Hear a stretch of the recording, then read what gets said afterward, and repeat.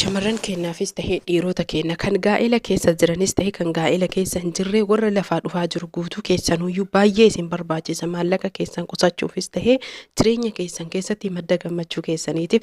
Assalaamu alaikum warahmatullaahi wabarakaatu. Ashama harka fuun hordoftoota fi kabajamtoota Razaan Oroo amantiif kutaan osoo waliin qoodin jirra jirtu isiniin jira. Hordoftoota fi kabajamtoota kiyyaa kan har'a qabadhee dhufe gaafilee nama hedduutu fi rakkoolee nama hedduuti. Innis maal jechuun keessan hin oolle.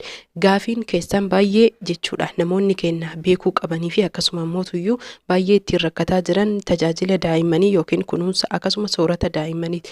Daa'imman ji'a jaharraa nyaata nyaachuu kan qabduu fi yookiin nyaata barsiisuu kan qabdu. Kana jechuun kiyya harma irraa dhoorguu yookiin harma hin hoosisinaa jechuu miti. Harma irratti dabalata isaaniif barbaachisaadha.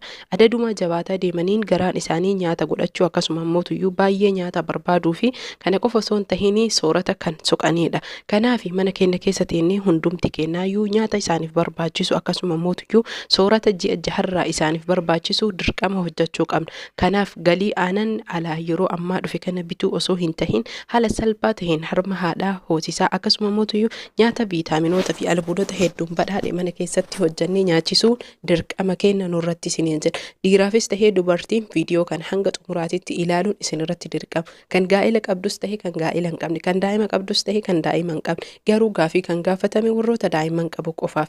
Haa ta'u malee nu hunda keenya ni fayyada. Namoota afaan kana dhageettan akkuma baratame warroonni maatii koo hin taane subscribe gochuun gama maatii kootti dabalama. Warri maatii koo taatan hedduu galatooma laayik godhaa viidiyoo hanga xumuraatitti ilaalaa isiniin jedha. Kan asitti argitan kun kan har'a qabadhee dhufe jalqaba irratti waan hedduudha. Dinnichaa, kaarootii fi kuusaa akkasuma mootuyyuu dabaaqula.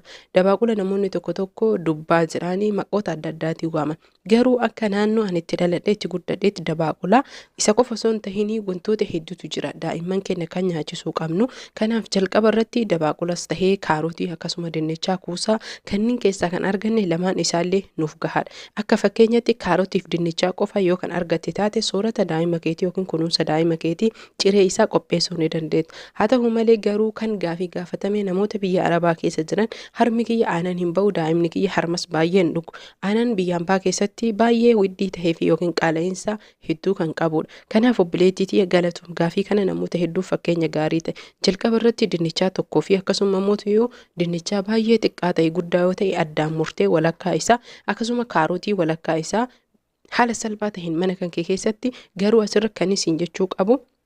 Namoonni daa'ima qabdanis taatee namoonni ganaa daa'ima godhachuu heddan akkasuma ganaa bultii ijaarachuu heddan qulqullinni daa'imaaf baay'ee barbaachisaadha. Kan nama guddaa daran jechuu barbaade. Soorata isaa kanatti nyaanni urgooytuun adda addaatii fi akkasuma immoo yookiin qimamiin hin dabalamu.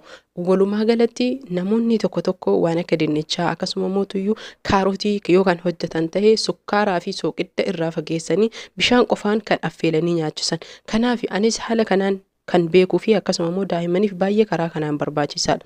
Kan isin sirriitti xiyyeeffattanii beekuu qabdan daa'immaniif gaafa ji'a jaharraa nyaata eegalchiifnu sooqidda osoo ittiin godhin sukkaara osoo ittiin godhin urgooytuu adda addaa yookiin qimamii adda addaa tokkollee osoo ittiin makin kan hojjannuuf jechuudha. Hanga xumuraatitti viidiyoo kan koo na wajjin turtii gaarii isin fayyada irraa fayyadama. Jalqaba irratti kaarootii keenya dhiinee haala salphaa taheen dinnichallee dhiinee qoncifanna. Kana jechuun qulqullinni baay'ee barbaachisaadha. Kan nama guddaa caalaa isiniin jedha irra deddeebi'ee ammallee. Namoonni tokko tokko kan nama guddaan qulqullaa'u jechuun keessaa waan hin oolle akkas osoo hin tahiin baay'ee daa'imman hin danda'an walumaa galatti waan akka hafuuraa maal isiniin jechuu danda'a kama argetu beeka. Kanaaf dinnichaa dhiinee quncifnee dhiinee boodasanii haala salphaa taheen kukkunnee kaarootii wajjin jechuudha. Ammas kan isin himuu danda'u ruuznis ni ta'a. Akkasuma mootuyyuu dinnichaa fi ruuza qofallee hojjechuu ni dandeettan. Kaarootiif ruuza qofallee hojjechuu ni dandeettan. Kaarootiif dinnichaa qofallee hojjechuu ni dandeettan. Dabaaqulaaf dinnichaa qofallee hojjechuu ni dandeettan.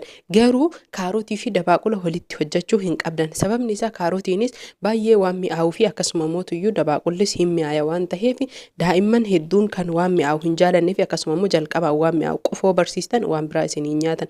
Haala kanaan kaarootiif dinnichaa walii kukkunnee wantoota argannirraa yeroo hedduu jechuudha namoota hedduu gaafii kan itti ta'u viidiyoo kiyya keessatti waan baay'ee waan hojjedhuu fi kan jedhan kana hunda hin fayyadamnaa jedhan. Kana jechuun kan argattan qofa keessaa fayyadamtan. Gaafii shamarran keenya kan biyya Arabaa jirantu na gaafate. Kanaaf ruuza maankaa lama ni qopheeffatta. Kaarootii ammootuyyuu walakkaa kaarootii haa ta'u ruubii kaarootii haa ta'u ni qopheeffatta. Timira firii sadii ni qopheeffatta. Obboleettiitii asirra akkasiin jechuu barbaadu timirri albuuda hedduun kan badhaadhee fi akkasuma mootuyyuu daa'immaniif soorata daa'immaniitiif baay'ee bareedaadha. Karaa salphaa taheen kanneen kaarotii dinnichas tahee akkasuma mootuyyuu wantoota walii kukkunnee kana affeellee haala salphaa taheen maashinatti daa'inee yoo maashina hin qabaanne baay'ee sirriitti affeellee sooqidda wanta akka osoo itti hin godhini maankaa yookiin shuukaan bulleessinee daa'ima keenya nyaachisuu qabna. Harma keenya erga hoosifnee sa'aa tokko gahee yookiin sa'aa lama gahee achirra garaa qullatti nyaachisna suutaan barata akkaataa itti baratus inshaallahu ta'ala guyyaa biraa kan qabadhee isinii dhufu. Kanaaf namoonni isinii danda'ame yoo ciree isa nyaachiftan laaqana irratti immootuyyuu ruuzaa fi dabaaqula nyaachisa namoonni biyya keenya jirtan. Galgala nyaata galgalaa ammoo isinii danda'ame taananiin osoo dandeettanii timiraa fi hayisaa harcee hayisaa walitti bulluqa gootanii akkaataa itti hojjetan isallee inshaallahu ta'ala guyyaa biraa kan qabadhee isinii dhufu. Kanaaf har'a gaafii viidiyoo gabaabaa hojjedhee akkasuma immoo gaafii adda addaa gaafatame. Daa'ima keessanii aanan qofa obaasuu osoo hin tahin soorata nyaachisuun akkasuma immoo nyaata barsiisuun baay'ee isiniifis gaariidha. Akkasuma immoo jajjabinnaa fi humna isaatiif baay'ee barbaachisaadha. Ji'a jaharraa wanni isin nyaachisuu qabdan tokkoffaa irratti urgoo yoo argattan rakkoon qabu, lammaffaa irratti akka amma isinitti hime dinnichaa, kaarotii, dabaaqulaa, kuusaa akkasuma immoo ruuzaa, timiraa dhiifama of kolcha isiniin jedha hayisaa namoonni tokko tokko maalii jedhanii afaan warra ollaatiin hajjaa jedhama, afaan arabiin shufaana jedhama. Shufaana jechuun hayisaadha. Shufaanni kun karaalee hedduu fi akkuma isin dura barsiisee akkaalee qodaalee hedduun kan dhufuudha. Garuu akka biyya keenyatti kan himaa jiru obboleettii tiyya tan biyya arabaa keessa jirtus taatee tan biyya keessa jiraattu daa'ima kan kee ji'a jaharraa haala kanaan nyaata barsiiste taananiin achi booda gaafa waggaa inni gahee jedhe marqas marqitee haala laafaa tahee nyaachisuu ni dandeetta.